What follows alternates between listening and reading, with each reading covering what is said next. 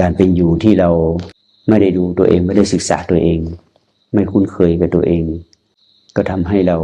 ต้อนรับกับสิ่งที่เข้ามาหาเราในแต่ละขณะไม่ถูกเป็นเหตุให้เราคิดเป็นเหตุให้เราปรุงแต่งแต่ถ้าเราต้อนรับกับสิ่งที่เข้ามาหาเราเมื่อรูปเสียงกลิ่นรสสัมผัสอย่างถูกต้องแล้วนี่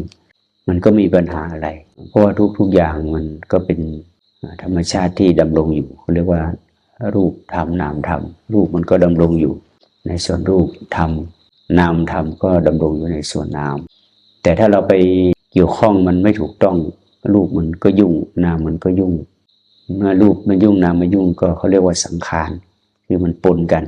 เมื่อมันปนกันขึ้นมามันก็เปลี่ยนแปลงอย่างน้ำเนี่ยน้ำใสๆที่มันตั้งอยู่ของมันเป็นแก้วใสๆมันก็ไม่มีปัญหาหมายความว่ามันไม่เปลี่ยนแปลงไม่เน่าไม่เสียไม่บูดในส่วนดินน้ำลมไฟในส่วนของกายของมันถ้ามันไม่ปนกันก็ไม่เปลี่ยนแปลงใจของเราเหมือนกันกายกับใจของเราถ้ามันไม่มีอะไรมาปนมาปลอมมันก็อยู่ส่วนของมันไม่เปลี่ยนแปลงหรือว่าธาตุเดิมแต่เมื่อเราไม่ฉลาดในการจัดการเรื่องธาตุเรื่องขันธ์ของเราธาตุขันธ์เปลี่ยนแปลงไปเรื่อยๆความเปลี่ยนแปลงก็นำไปสู่ความเสื่อมความทุกข์และความเสื่อมความทุกข์อันนี้เราเกิดขึ้นแล้วเราก็จัดการมันไม่เป็นอีกเมื่อจัดการมันไม่เป็นมันก็ให้เกิดปัญหาควบคุมไม่ได้ดูแลมันไม่ได้มันจะต้องเปลี่ยนไปตามเหตุของมันดังนั้นการมาศึกษาการมาปฏิบัติธรรมก็การมาศึกษามาดูแลธรรมชาติ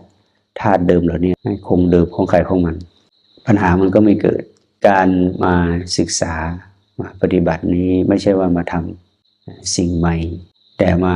กลับไปหาของเดิมให้ถูกสมัยเป็นเด็กเราก็ไม่รู้จักทุกข์จิตใจของเราก็ยังบริสุทธิ์สะอาดอยู่เพราะว่ามันคงเป็นธรรมชาติธาตุเดิมของมันแต่พอเราโตมาเนี่ยเราไม่ได้สดับไม่ได้ศึกษาไม่ได้เรียนรู้ธรรมชาติธาตุเดิมของเราก็เลยรักษามันไม่เป็นจิตใจของเราก็เริ่มปนเปด้วยความคิดอารมณ์ต่างๆเราก็เริ่มมีความพอใจไม่พอใจขึ้นมาตามลำดับและความเคยชินอันนี้ก็สั่งสมกันขึ้นมาเรื่อยๆจนกระทั่งมาถึงปัจจุบันมันก็ยังไม่เข้าใจเสร็จแล้วเราก็เรียกว่าความทุกข์บางครั้งเราก็เลยต้องการที่จะหนีจากมันไม่อยากจะทุกข์เราก็ไปหาความสบายใจ